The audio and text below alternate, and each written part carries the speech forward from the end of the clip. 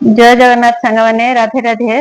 आज थिला पखाल दिवस तो पखाल दिवस मु स्पेशल पखाल बनवाई गोटे माटी हांडी नहीं आसती।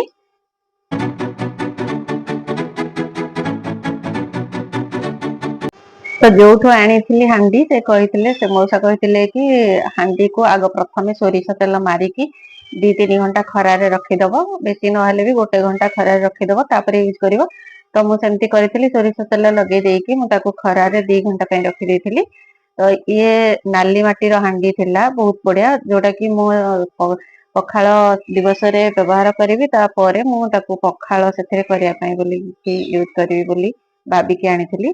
तो मु आज बनई पखाल भात, जोटा कि गोटे स्टील डिश रे बनईकी माटी हांडी को ट्रांसफर कर देती।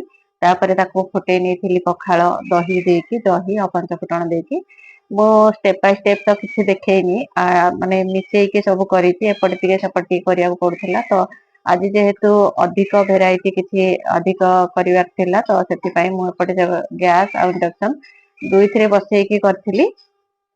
ये पखाल दिवस हूँ आम ओडिशा ओडिया मानकर सबुठु स्पेशल पर्व कहले चले। तो आम ओडिया मानकर स्पेशल खाइबा हूँ पखाल। तो आम ओडिशा रे जो माने रहंती, ओडिशा बाहर भी जो माने रहंती पखाल भात को से माने बहुत भल पाती।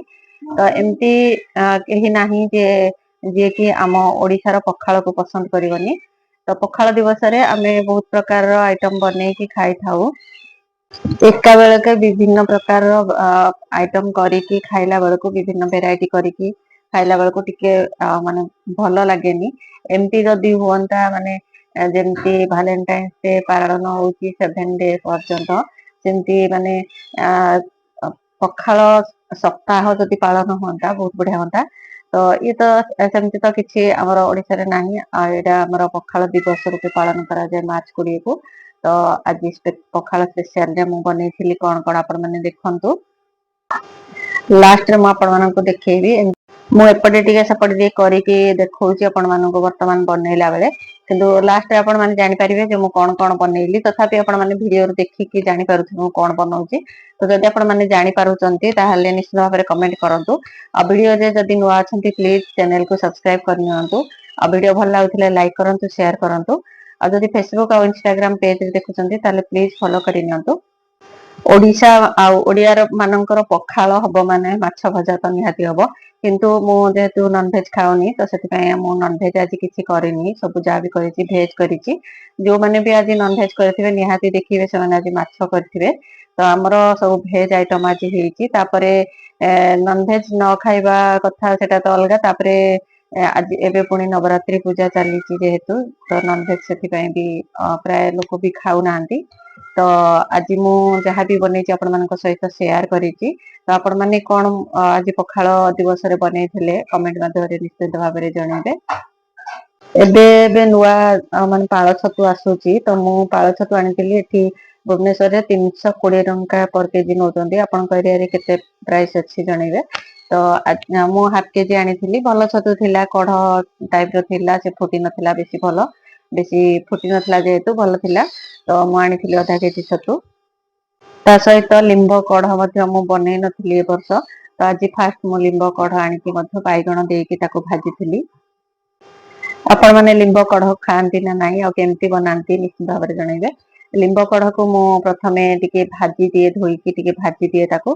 तापरे ताको तेल सोरिष आ बाइगण को बाइगण देकी मु जेहेतु भाजे बाइगण को टिके सिझेई नेबे।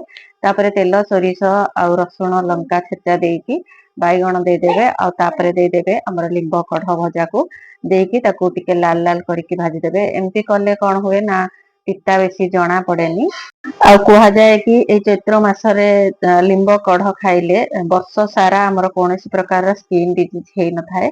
सेथिपई कि ए चैत्र मासरे हम लिंब कढ़ खाइबा निहाती दरकार। तो थरे दिथर होना काहेकि मु लिंब कढ़ बनाए। तो एमती भाजिले पिला माने भी खुशी रे खांती, बेसी पिता जणा पड़ेनी। पुओ भी बहुत भल पाए आ झियो भी भल पाए।